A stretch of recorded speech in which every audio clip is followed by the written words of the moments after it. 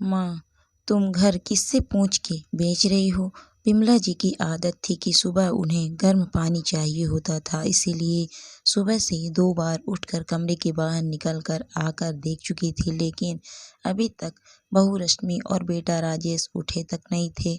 जब तक उन लोगों में से कोई एक उठेगा नहीं, तब तक उन्हें गर्म पानी मिलेगा नहीं।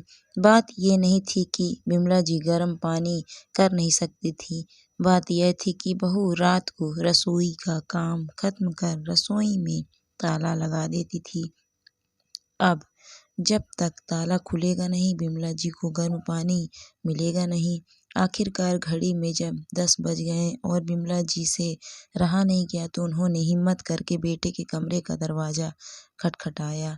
2-3 बार दरवाज़ा खटखटाने के बाद बहू की जगह बेटे ने आकर दरवाज़ा खोला और तमतमाते हुए बोला, क्या है माँ, सुबह सुबह परेशान कर रही हो?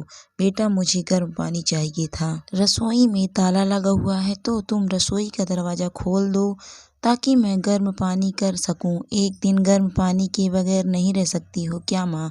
रोज तो रश्मि करके दे देती है ना। आज संडे था, इसलिए सोचा था कि थोड़ा आराम से उठेंगे, पर आप भी ना। कहते कहते राजेश अंदर कमरे में गया और पत्नी को जगाया। रश्मि भी तिलमिलाते हुए उठी और चाबी लाकर सास के हाथ में रख दी। अब रसोई का दरवाजा आप ही खोल लीजिए। खुद के लिए गर्म पानी करो तो हमारे लिए भी चाय बना देना।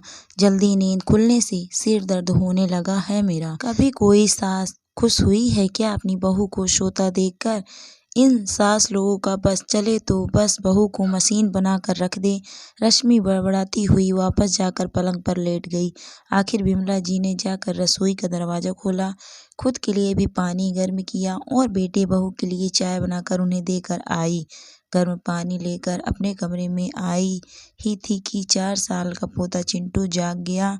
जागते ही बोला, दादी मेरा दूध। उसे देख विमला जी मुस्कुरा कर बोली, हाँ मेरे बच्चे, अभी लेकर आई। गर्म पानी वहीं रखकर पहले चिंटू के लिए दूध गर्म करने गई। अभी दूध गर्म कर ही रही थी कि इतने में राजेश की आवाज़ आई, माँ, ओ माँ, कहाँ हो तुम? क्या आप भी सुबह सुबह संभाल नहीं सकती इसे? पता है ना रश्मि के सिर में दर्द हो रहा है। रश्मि सही कहती है, सास बहू को सोता देख नहीं सकती। कहते कहते राजेश भी रसोई में आ गया, साथ में चिंटू भी गोद में था। उसे देखते ही विमला जी बोली, बेटा, मैं तो दूध गर्म करने आई थी, मुझे नहीं पता ये कब तुम्हारे कमरे में चला गया। तो ध्यान रखना चाहिए था ना आपको, बस काम का बहाना चाहिए।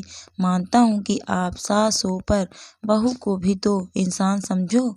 वही है जो आपकी जिम्मेदारी निभा रही है, नहीं तो दूसरे बेटे बहू ने तो आपको रखने से ही मना कर दिया था। चिंटू को विमला जी के पास छोड़कर ही राजेश वापस अपने कमरे में चला गया। विमला जी देखती ही रह गईं, आंखों में आंसू आ गए। मन ही मन सोचने लगी कि मैं कुछ ना करने पर भी बदनाम हो रही हूँ। ऐसी कौन सी जिम्मेदारी उठा ली इन लोगों ने मेरी, जो इतना सुना जाते हैं। ऐसा सोचकर अपने आंसू पोंछे और चिंटू और उसका दूध लेकर कमरे में आ गई। नाश्ते के समय राजेश ने रश्मि से कहा, तुम्हारी तबीयत ठीक नहीं है तो मैं माँ से कहकर नाश्ता बनवा लेता हूँ ताकि तुम आराम कर सको। रहने दो, उनसे कुछ मत कहना, मैं नाश्ता खुद ही बना लूँगी। अरे पर तुम्हारी तबीयत ठीक नहीं है। नहीं नहीं, मैं खुद ही नाश्ता बना लूँगी। उनका क्या भरोसा, कौन सा सामान उठाकर अपने दूसरे बेटे बहू को देकर आ जाएं। अक्सर रसोई से सामान कम हो जाता है। मुझे तो पूरा यकीन है माँ जी ही सामान की हेरा फेरी करती हैं और अपने उन बेटे बहू को देकर आ जाती हैं। और जाकर रसोई में नाश्ता तैयार करने लगी। रश्मि को रसोई में नाश्ता तैयार करते देखकर राजेश गुस्से में आकर विमला जी से बोला, देख लो, ये सब आपके कारण है। उसकी तबीयत खराब है, पर फिर भी नाश्ता तैयार कर रही है। आपकी इन्हीं हरकतों के कारण परेशान हो चुके हैं हम। पता नहीं भगवान भी हमें चैन से ही कब रहने देगा। विमला जी उसकी बात सुनकर हैरान रह गईं। सुनकर अपने कमरे में चुपचाप शांतिपूर्वक बैठ गईं। आंखों से झरझर आंसू बहे जा रहे थे। क्या इसी दिन के लिए इन दोनों बेटों को जन्म दिया था? जब शादी के 10 साल बाद मंदिर मंदिर माथा टेकने के बाद 2 जुड़वा बेटे हुए तो कितने खुश हुए थे। घर में सब लोग, यार दोस्त रिश्तेदार, सब लोगों ने कितनी बधाई दी थी। सासू माँ तो बलैया लिए जा रही थी। अरे 2 बेटों की माँ बनी है, बुढ़ापे में बैठकर राज करेगी। राज। कुछ साल बाद जब पति का देहांत हो गया तब भी विमला जी ने हिम्मत करके अपनी दोनों बेटे राजेश और रोहन को संभाला। कितनी परेशानी झेल कर भी इन लोगों को पढ़ाया लिखाया, इतना बड़ा किया, दोनों की शादी करवाई। पर उसके बाद सब कुछ बदल गया। दोनों बहुओं की आपस में बनी नहीं, इस कारण बेटों में भी झगड़े होने लगे। आखिरकार दोनों बेटे अलग हो गए। विमला जी के पति ने 2 मंजिला मकान बनवाया था। उसी में ऊपरी मंजिल पर रोहन अपने पत्नी के साथ रहने लगा और नीचे वाले फ्लोर पर राजेश अपनी पत्नी और विमला जी के साथ रहने लगा। विमला जी को रखने को लेकर भी दोनों भाइयों में बहस हुई थी। रोहन ने साफ मना कर दिया कि वो माँ को अपने पास नहीं रखेगा, तो राजेश को अपने पास विमला जी को रखना पड़ा। सच कहें तो उस समय की बधाइयाँ आज कानों में चुभ रही थी।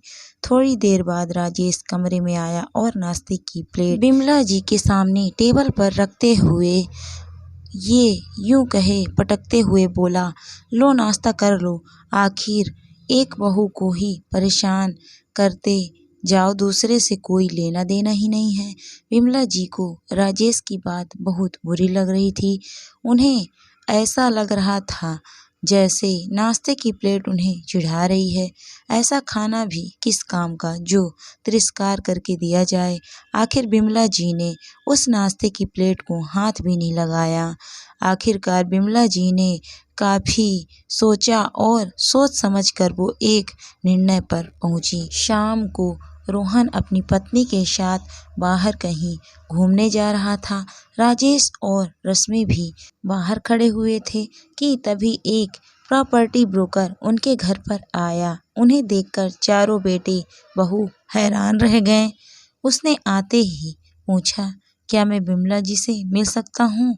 आपको विमला जी से क्या काम है, हमें बताइए, हम उनके बेटे हैं। राजेश ने कहा, जी मुझे विमला जी ने फ़ोन करके बुलाया है।